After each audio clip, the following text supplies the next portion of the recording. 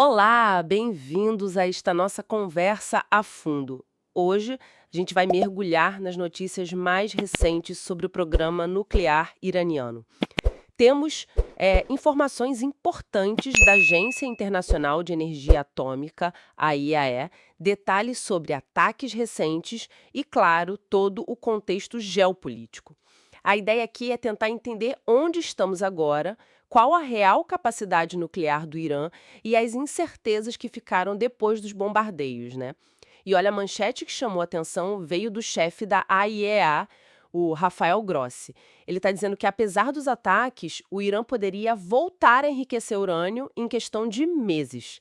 Isso vai meio que na contramão do que disse o presidente americano Donald Trump, né? Que garantiu que o programa foi atrasado em anos. Como é que a gente entende essa diferença toda? Pois é, esse é um ponto crucial. O que o Gross está enfatizando é o que a gente chama de capacidade residual. Ou seja, a infraestrutura física, os prédios podem ter sido atingidos, sim, mas o conhecimento, o know-how iraniano, isso continua lá, mesmo com danos confirmados, né? A gente tem imagens de satélite, a própria AIEA confirmou danos em Fordow, Natanz, Isfahan, mas a grande pergunta é quão rápido eles conseguem, ligar as máquinas de novo. Mesmo que seja só uma parte delas. E parece que ninguém tem certeza da extensão real desses danos, né? Fica essa névoa. Tem fontes da inteligência americana até sugerindo que talvez não tenha sido tão devastador assim. E que Teherã pode ter conseguido, sei lá, salvar centrífugas que são essenciais para o enriquecimento e até urânio que já estava enriquecido. O próprio Grossi falou algo como: não dá para dizer que tudo desapareceu. Isso é preocupante. Exatamente. É essa incerteza que complica tudo. E piorou, né? Porque os inspetores da AIEA, bom, eles não têm acesso lá desde que começaram os ataques israelenses, dia 13 de junho. Então, o que aconteceu com aquele estoque de urânio enriquecido a 60%? Oficialmente, era mais de 400 quilos. Isso, se for levado a 90%, que é o grau para a bomba, daria para mais de 9 armas nucleares. A IEA está muito preocupada com isso. Inclusive, o Grossi lembrou que já encontraram traços de urânio perto dos 90% antes, e o Irã nunca deu uma explicação muito convincente sobre de onde veio ou onde está esse material agora. Falando nisso, vamos para o lado legal da coisa. Por que tanta tensão? O que de fato impede o Irã de ter uma arma nuclear, pensando nos acordos internacionais? Bom, o Irã é signatário do Tratado de Não Proliferação Nuclear, o famoso TNP, desde 1970.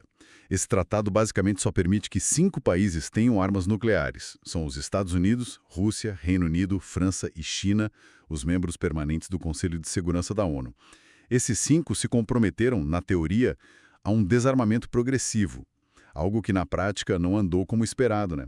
E o Irã, ao assinar, se comprometeu a não desenvolver armas. A versão oficial deles é que o programa é só para fins pacíficos, energia, medicina. Mas espera aí, a gente sabe que tem outros países com armas nucleares que não são esses 5, né? Sim, sim, tem sim. Índia, Paquistão e Israel, por exemplo. Nunca assinaram o TNP. E a Coreia do Norte. Assinou, mas depois pulou fora em 2003. Israel, especificamente, mantém aquela política de ambiguidade, sabe? Não confirma nem nega que tem armas e também não deixa ninguém inspecionar lá. É curioso porque, ao mesmo tempo, critica bastante o programa iraniano. É um cenário bem complexo, cheio de nuances. Entendi. E tecnicamente falando, o que é preciso para construir uma bomba? Não é só ter urânio, imagino eu. Deve ser bem mais complicado. Ah, com certeza. Muito mais. Primeiro, precisa enriquecer o urânio a mais de 90%, que é o tal do grau militar. Ou, alternativa, produzir plutônio 239.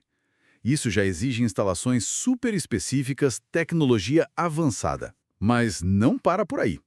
Precisa de um conhecimento técnico muito grande, sabe? Engenharia de precisão para fazer a coisa detonar do jeito certo.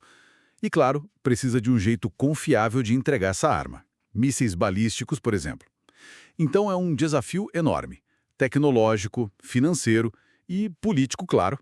Sempre sob muita pressão internacional, sanções. Isso tudo nos traz de volta os ataques recentes, né? Fica essa dúvida no ar. Será que bombardeios conseguem mesmo parar um programa desses?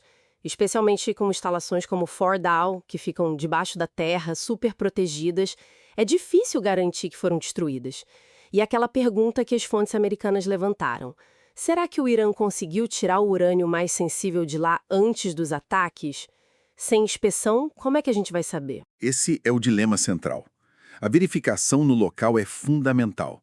E sem ela, a gente fica meio que no escuro. O Trump pede inspeções, mas o Irã bate o pé dizendo que tem o direito de enriquecer urânio. Enquanto isso, a AIEA, pelo que pode ver dos danos, sabe que algumas centrífugas foram danificadas sim. Mas o quadro geral, o quanto de material sobrou, a capacidade real de retomar, ainda é uma grande incógnita. A tensão continua altíssima. Então, resumindo o que a gente conversou, temos esses alertas sobre a capacidade do Irã de se recuperar rápido, muita incerteza sobre o tamanho do estrago real e principalmente sobre onde está o material nuclear mais crítico, e uma tensão geopolítica que não dá trégua, com ameaças vindo de todos os lados. É isso. Exatamente. E isso tudo levanta uma questão bem importante para a gente pensar, né? Num mundo onde a confiança entre os países está tão baixa e onde verificar tudo 100% parece quase impossível, como é que a gente garante que armas nucleares não se espalhem? Como evitar um conflito ainda maior? Principalmente quando alguns jogadores importantes parecem operar fora das regras ou ali, bem na bordinha delas. Fica essa pergunta no ar para a nossa reflexão.